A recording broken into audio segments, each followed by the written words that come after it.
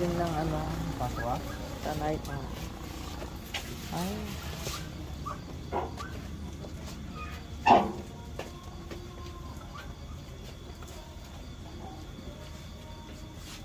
So, good evening po sa inyong lahat. Ako po si Paula. At yan, so one of the owner and manager po of Kape Bukel. So, Kape Bukel po is Ilocano word. For? Meaning po seed, buto. So, yun po siya. Doon siya po nag-derive. It's a general term siya sa Ilocano. Seed, buto, bilog. So, yun po yung si Kape Bukel. So, nag-start po si Kape Bukel March 6, 2022. Wait lang. Last year lang. Last year lang Wow, po. So, pandemic naka 1 year business. lang po namin. So, ang business po namin is to supply beans along Marilaki Highway and nearby places po dito sa Rizal. So, nag-start po kami na magbenta muna ng mga roasted beans sa mga coffee shop. Una kong client is sa Marquisem. So, plan po namin talaga is makapag-produce po ng local beans at gamitin po mismo ng taga-Tanay at magkaroon po kami ng tawagin na natin na taniman ng barako dito. At gusto po namin gawing barako capital of the world ang Tanay Rizal. So nagsisimula na po kami. Nagkakandak po kami ng mga coffee trainings and farm immersion. So monthly po. Pero all over the Philippines po, from Farm to Cup Philippines. So si Farm to Cup Philippines po yung nagkakandak ng mga trainings.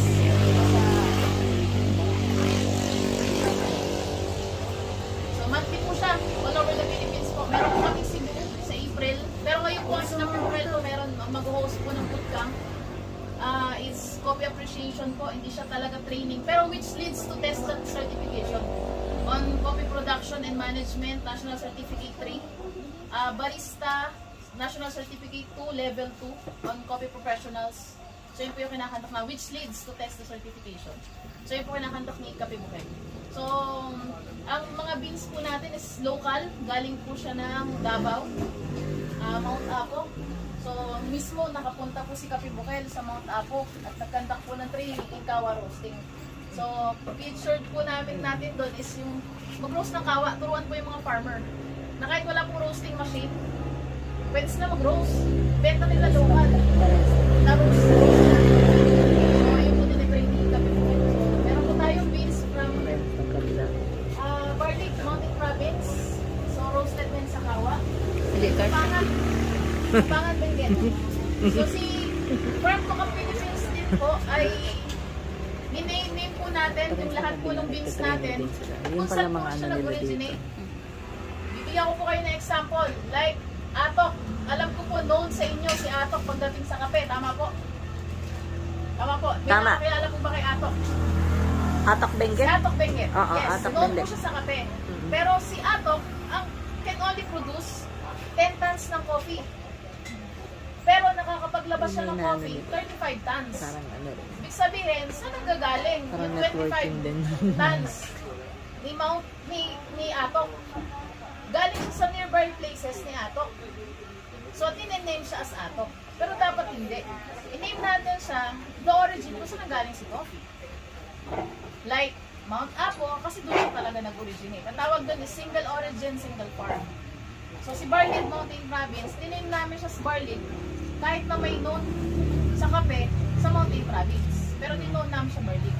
Meron tayong Kapangan. Kalapit ni Kapangan is La Trinidad. Kilala rin sila Trinidad. Pero diname natin as Kapangan. Kasi si Kapangan na nag-produce ng kape. So parang bigyan naman natin ng tribute yung mga farmer na tanim. So si Kape Bukel and Farm to Cup Philippines tumutulong sa mga farmer para makapag-produce ng quality na beans para mainom naman ng mga Pilipino. How about Yung ina-export natin, no? Kaya kumuha tayo ng import. Kaya nag-i-import tayo. So, patikimin ko po kayo ng kape na house blend po ni Kape Bukel. Sa mga siguro shots lang po ng ano natin. So, gamit po tayo ng siphon. Sino po nakakaalam ng siphon? Siphon. Ay, may for sale din bang mga siphon machine? Ay, ito po is nabili ko lang siya ng second hand.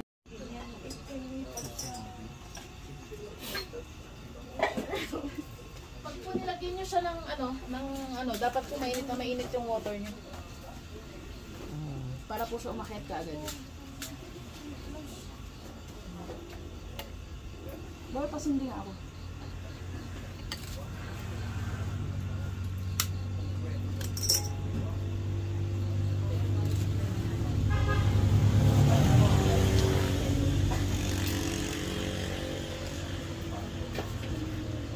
Nagpapalit yan. Magpapalit siya. Bababa yung coffee beans. Aakit yung tubig.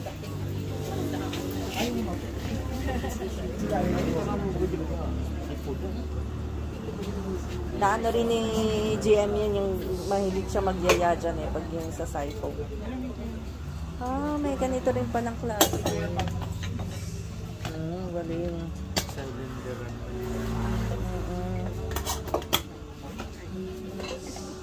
Ayun na. Hanap nga ako niyan. Nagkakuha na idea kay mami.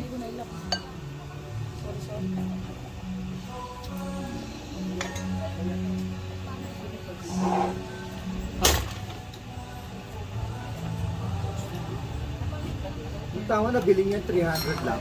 Galing nga eh. 50 po yan sa ano, original May price. ganyan na pala. Mura na pala 6,500 siya. Hindi po mura eh. Naka-tsempo lang talaga ako ng Oo. Hindi talaga sa mura eh.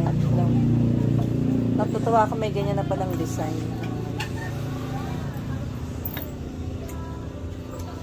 Pero to, kakaiba. Sorry po, kasi hindi siya hindi siya mag-filter. Bleeding ko po yung process. Kasi, bibili ka ng beans lahat.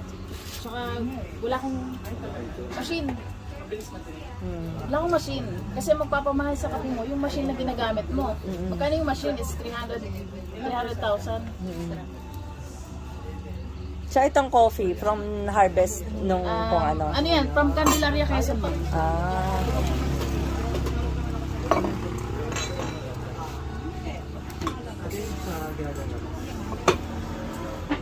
Meron kayong from Cavite? Wala po eh. Wala po tayong Cavite.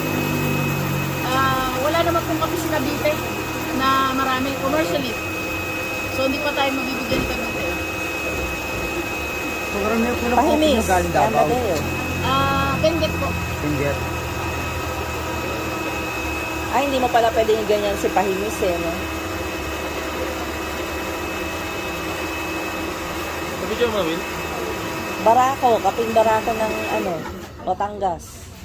Batangas po. Barako ng Pero ano. ito pong barakong ito is galing po siya ng Candelaria, Quezon. Mm. So produce po ng farmer ng Candelaria, Quezon. Pwede din pala sa ganyan na makeshift. Filter lang po yung wala po sa ayos yung filter. Hindi ka, nung binili ko po kasi siya, wala siyang filter. Kaya mura lang siya. 300, kaya 300. So yan ah. Masarap yung yang kaping yan. Kasi ano, kulong-kulo siya. Yang... Basta ang galing ng logic niya. Tuwan-tuwa si Eman dun sa siphon coffee na yan eh. Palagi siya nagyayaya dyan sa siphon kasi isang order doon. 250 yan. So isang si order. Kape Bukal po, kahit wala kaming kuryente, kaya ko po mag-produce ng kape. Kasi